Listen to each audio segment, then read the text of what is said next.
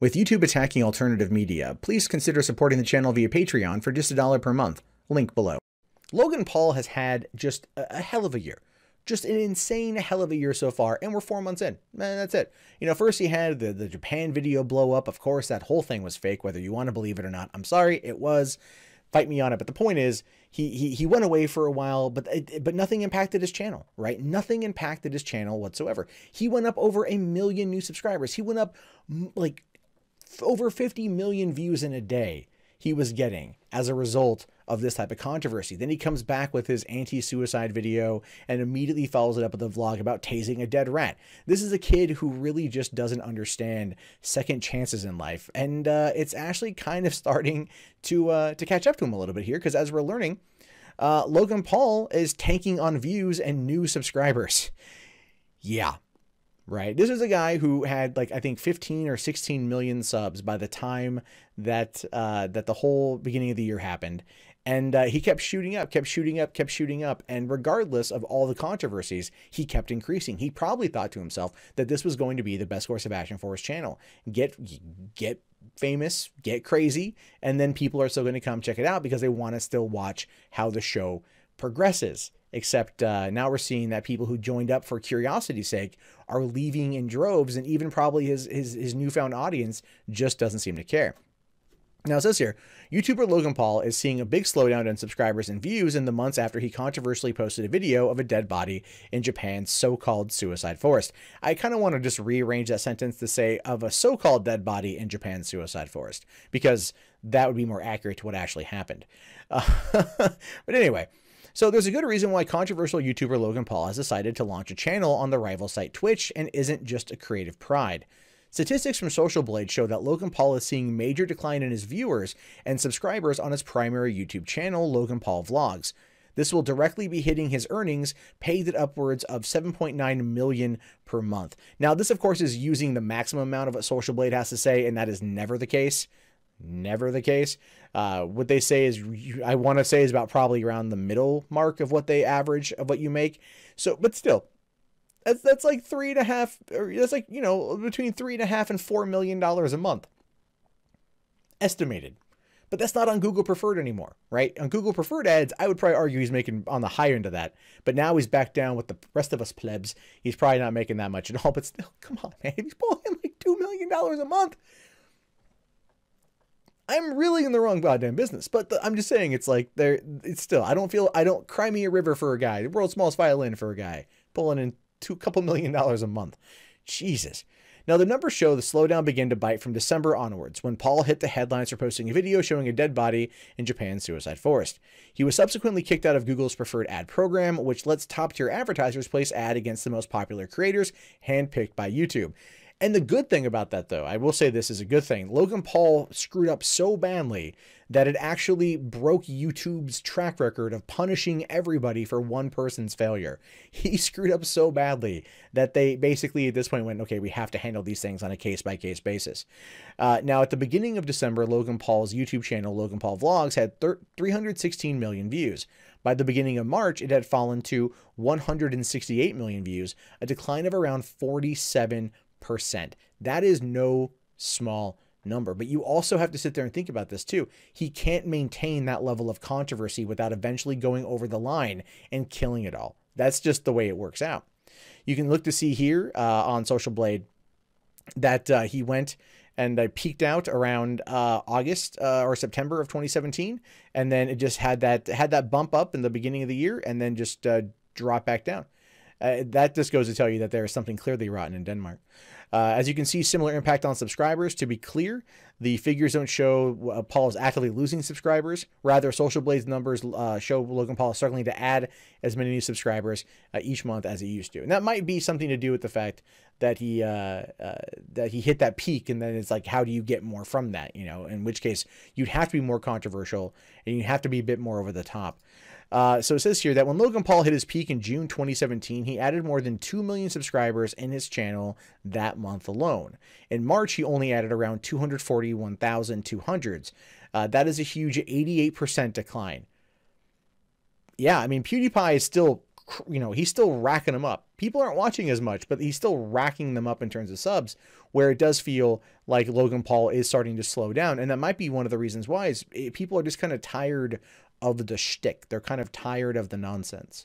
It says here that it's also important to note that Paul still has more than 17 million subscribers in total, but the numbers show he's no longer on a tear. YouTube punished Logan Paul after a string of offensive incidents. The drop-off is likely down to two factors: YouTube's sanctions and Paul's decision to immediately, after the suicide body scandal, to post less frequently on YouTube. And that could have an impact. That does actually really impact your channel.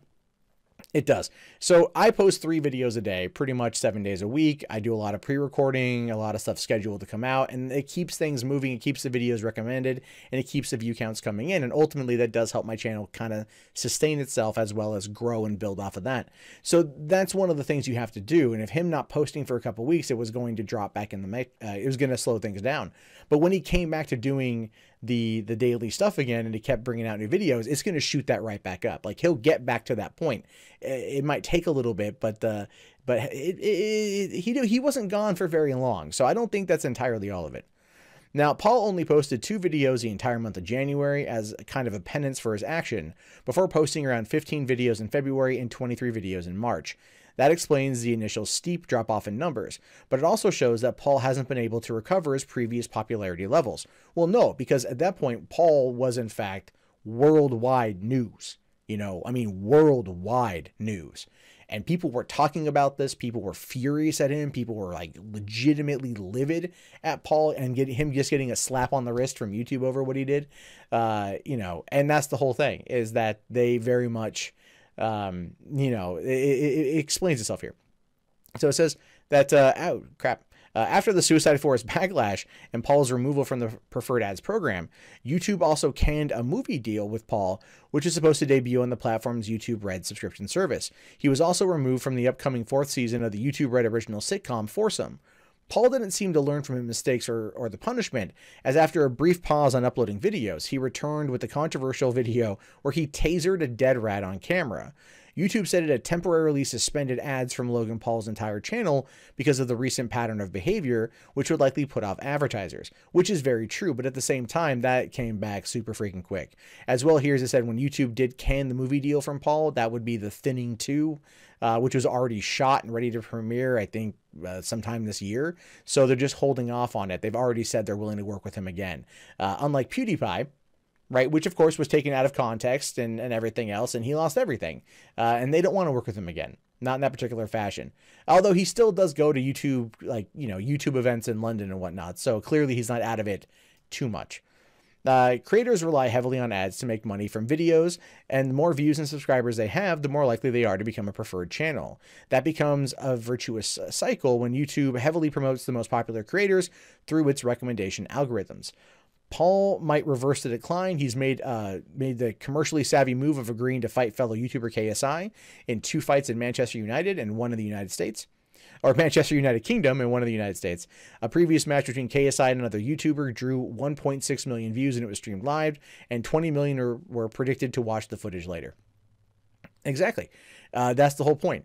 Logan Paul is able to very much get himself, you know, back on top, but it will take a little bit of time to get there. The way YouTube's algorithm works is if you don't post, they kind of punish you. But if you go back into posting a lot, then you shoot right the hell back up.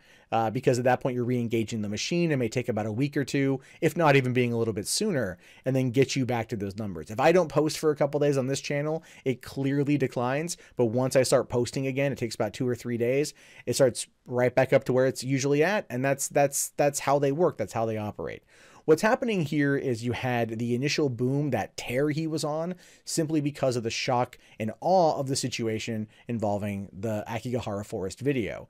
Now, whether you believe it's real or fake has nothing to do with the overall interest in the channel. People subscribe to Logan Paul in order to check him out. People subscribe to Logan Paul in order to see what all the fuss was. Similar things happened to PewDiePie last year when the Wall Street Journal went after him. The difference between Logan Paul and PewDiePie, N-word while streaming PUBG notwithstanding, is that PewDiePie decided to basically fight back. He decided to go after the media and to become, I don't want to say more of a woke individual in regards to kind of pushing back against the establishment, but he was very much able to channel that anger and that rage into some very, very, very biting commentary and some nice satire aimed at the establishment media for what they did to him. Whereas Logan Paul, a 22-year-old dumbass, is going to sit there and tase a dead rat and then go, oh, I didn't do anything wrong.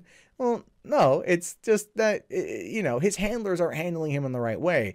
Whereas PewDiePie, basically Maker dropped him, Disney dropped him, Revel Mode was scuttled, and all of his friends moved on to something else. He was left to his own devices, and he fought back, you know, because he was taken out of context, and he deserved that. Paul just keeps making mistakes. So I'm curious to see where this is at in you know, let's say 3 to 6 months time. Will Paul be able to bounce back from this? The answer to that is probably not as much as he was gaining off of the initial controversy, but he'll be able to taper out. And again, if he's pulling in like $2 million a month, I don't really feel much sympathy for him if he drops off just a little bit. What you just saw was a shorter clip from a longer show. The Rustled Podcast airs every Sunday through Thursday night at 9:30 p.m. Pacific Standard on rustled.net. Please consider subscribing to the channel as well as 3 Buck Theater and potentially becoming one of our sponsors at patreon.com/mundanematt. Thank you and have a great day.